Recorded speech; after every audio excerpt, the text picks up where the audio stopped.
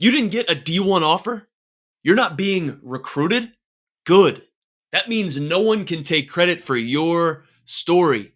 I was a walk on, no offer. I had no hype, no scholarship, and I still made it to the major leagues. This episode is for every player who's ever felt overlooked, ignored, or even doubted. No offer? No excuse. Let's go. For those of you who are new to the channel, my name is Ian Miller, and I was a 9-hole hitter from Little League all the way to the big leagues. I got cut from multiple teams. I was always overlooked on the baseball field. I was just like you. And the 9-hole is where the next generation of nobodies become somebodies. I appreciate you guys being here. Let's get into it. In my journey, man, I had to absolutely grind just to make it onto a Division I campus. Long story short, my mom ended up taking game footage of me having 3 at-bats in my local Little League, man. It was rec ball. My mom was in the stands with this dumpy video camera. I laid down 2 bunts. I ended up hitting a double. I threw a couple balls from the outfield, took some extra swings. Dude, it was at my local Little League. I ended up spamming that out to every single Division I coach in the country multiple times until I couldn't be denied anymore. They couldn't tell the difference if that was my local rec ball or if that was JV or low-level varsity baseball, right? I ended up going for it. So in my journey from being a walk-on and going to the show, I'm here to show you guys that anything is possible. You don't necessarily need a scholarship in order to make it to the top.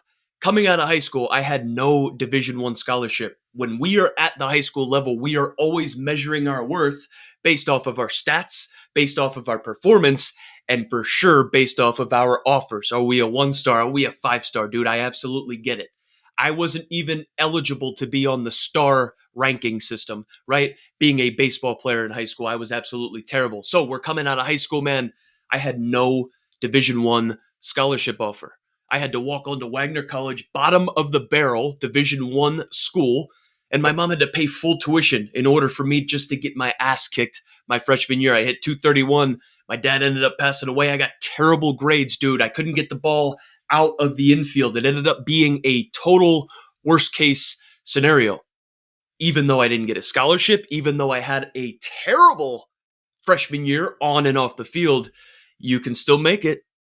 You can still make it. I wanted to transfer.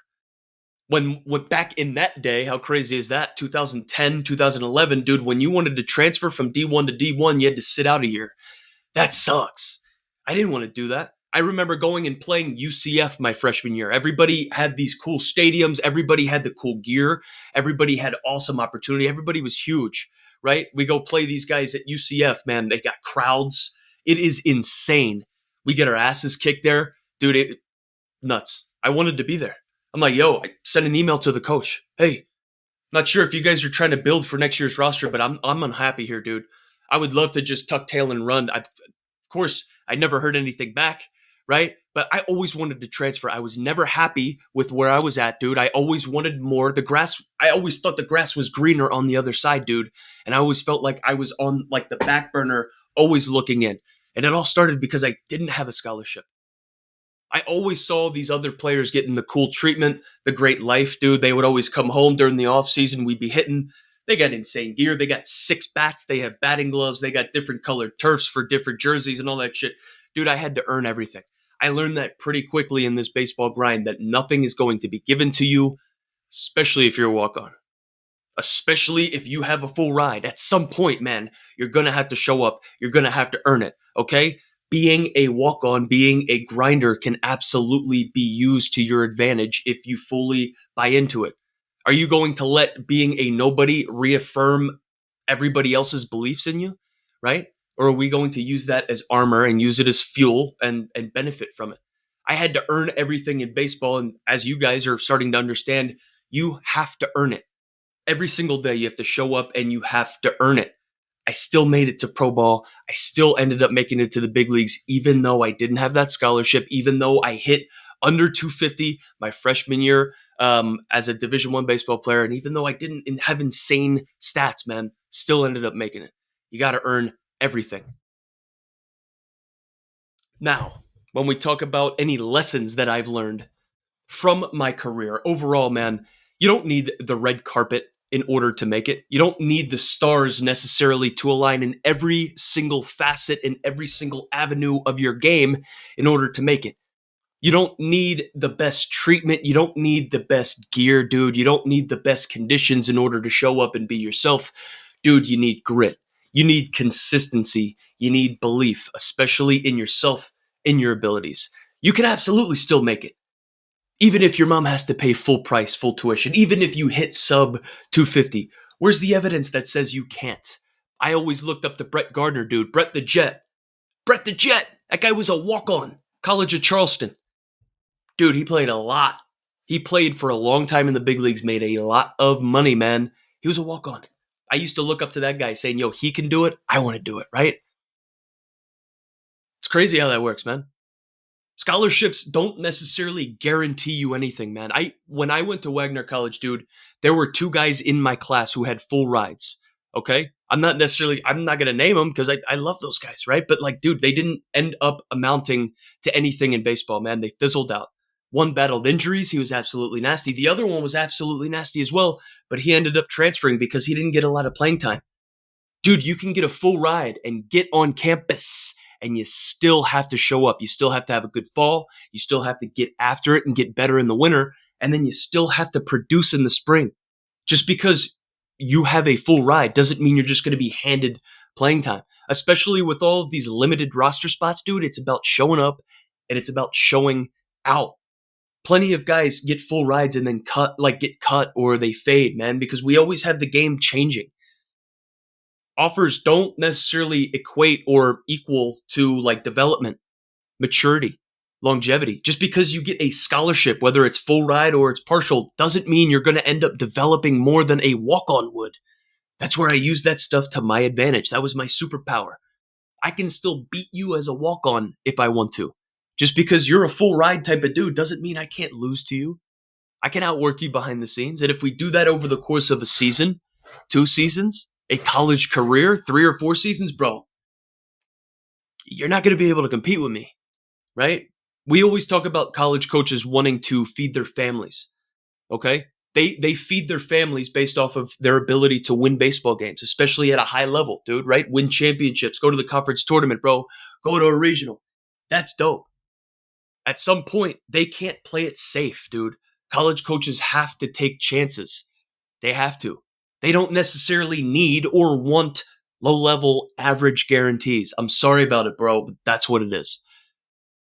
You might be able to be a like middle of the pack Division 1 hitter, and you might be able to guarantee that you could hit 250 at the Division 1 level and just scrape by. You can guarantee it. Or you might be able to be a 350 hitter if you develop the right way, if you fully buy into a strength and developing coordinator and conditioning program, if you learn how to eat, if you learn how to recover right, if you learn how to go about developing the right way, right? Which one do you think Coach Mingione is going to take over at Kentucky, trying to win a national championship, dude? Is he going to take the bottom of the barrel dude to play it safe and who's going to be a 250 hitter who's just average at everything? Or are you going to take a chance on a dude who's going to change the entirety and the trajectory of your program, bro? Right? Stop playing it safe here. What is this? What do the coaches want, man? Right? They want to win, dude. They want to take chances. You got to take chances in order to bring home trophies. Okay? And dude, instead of asking why no one's offering you, ask why they should. Right? Why is it why should they offer you, bro? What can you do different than those guys? Not just in your class, but at the next level. If you're just a 250 hitter, like everybody else, what separates you from the 6'4", 225-pound grown man that just transferred out of a D2 in freaking Montana, right? A grown man, dude. I'm talking beard, 26 years old. He's got a kid. He's got grown man strength. He's proven it. Like, how are you going to separate? You're going to hit 250? That's not going to do it, man. That is not going to do it. Let me get a sip. So, what do we do then, man, if we are overlooked, right? We talk about these stars aligning. In order for me to get to the big leagues, I needed the stars to align. But I also needed to take ownership in all facets of my game. I needed to own my role, and I needed to double down on my strengths. I needed to build up my weaknesses. Dude, I get it, okay? If we're overlooked, we need to take action. We can't just wait around for some stuff to happen, dude. We can't just wait for the stars to align. We have multiple paths now, boys. If we're overlooked, right? If we don't have that scholarship offer, if we don't have that opportunity at the next level, man, who's talking about JUCO? The JUCO path can absolutely get you seen. JUCO used to be a little bit taboo, dude. JUCO baseball is legit, bro. You got to show up. You got to love the game. It is pure baseball.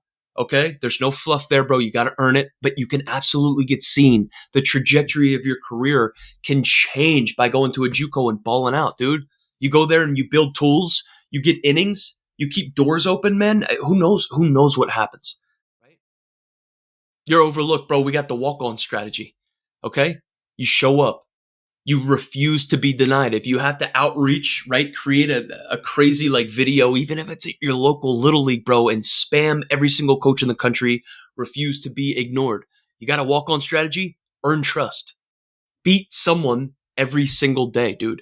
Chip away 1%. Can you get 1% better every single day? There's 365 days this year. Imagine if you got 365% better this year. You probably have a scholarship. Come on, you probably have a scholarship. Also, number 3, bro, we got the portal. We got the portal or / persistence, okay? Do you want to tuck tail and run, or do you want to potentially go to greener pastures where you know there might be opportunity, or do you want to keep your head down, roll with the punches, and stick it out? Dude, I'm not knocking it, okay? I've never been in the, I haven't been in the situation with a transfer portal where I could transfer for free. I wanted to transfer. If there was a transfer portal, bro, maybe I do. Maybe I do transfer. Maybe I get buried then too and I don't get drafted. Who knows? Right? Develop until your shot comes. Regardless if you're thinking about hitting the portal or you're thinking about persisting and just grinding it out, dude, you got to develop. Look around. If you're unsure about what to do, okay? Let's say if you're unsure about whether to transfer, you're unsure whether to like go somewhere else, stick it out, dude. If you feel like the starting 9 that are on the field for your team right now aren't better than you and you're not playing, you're overlooked, you're just not getting this opportunity, but you feel like you're better than everybody else, stick it out. Be the guy next year, dude. What's wrong with that? You can't control who's coming in, dude. If there are transfer players coming in, if the coach is going to have an entire new roster change and he's going to bring, that third baseman in from out of state and like he's going to have him.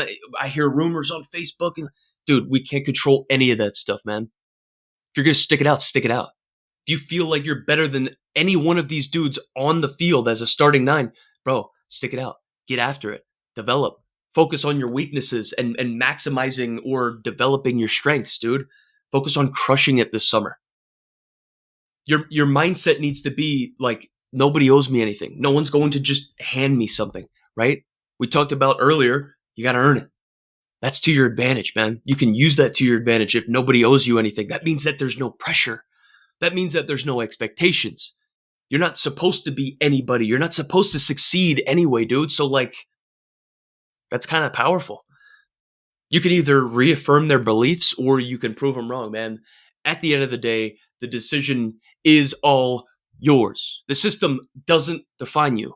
Your response to the system does. If you're serious about this game, there's always a path, but only if you're willing to grind it out in the shadows.